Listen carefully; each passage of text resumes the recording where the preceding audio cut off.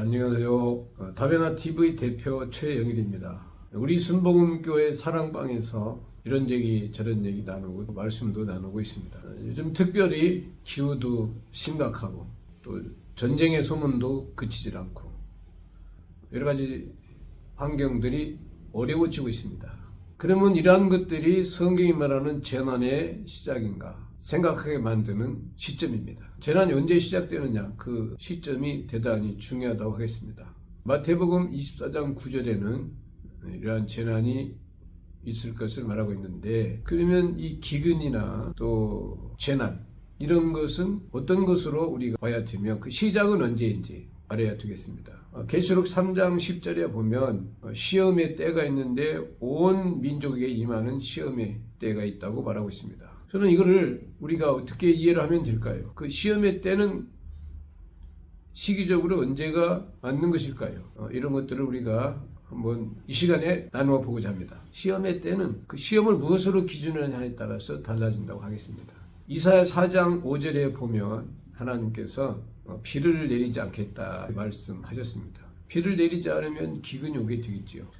그런데 이스라엘 백성에게 기근이 오겠다고 비를 주지 않겠다고 말씀하셨을 때도 비가 안 왔지만 그 이전에도 비가 안 왔던 적이 많이 있습니다. 심각했던 적도 많이 있었습니다. 그러면 이때 말하는 비를 주지 않겠다는 말씀은 어떻게 이해하면 될까요?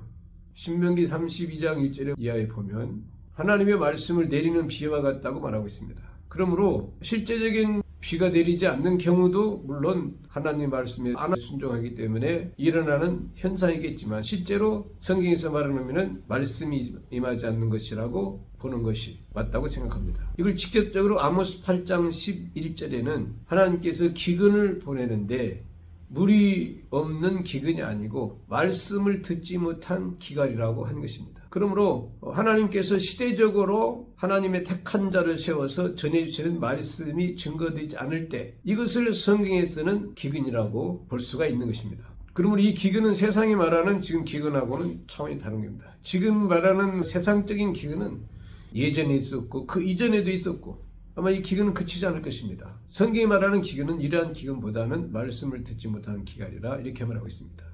지진이 난다고 됐는데 지진도 지금 많이 일어나고 있습니다. 우리 한반도에도 지진이 일어나고 있습니다. 그런데 욥기서 33장 6절에 보면 욥이 고백을 하는데 하나님께서 사람을 흙으로 지으셨다고 말하고 있습니다.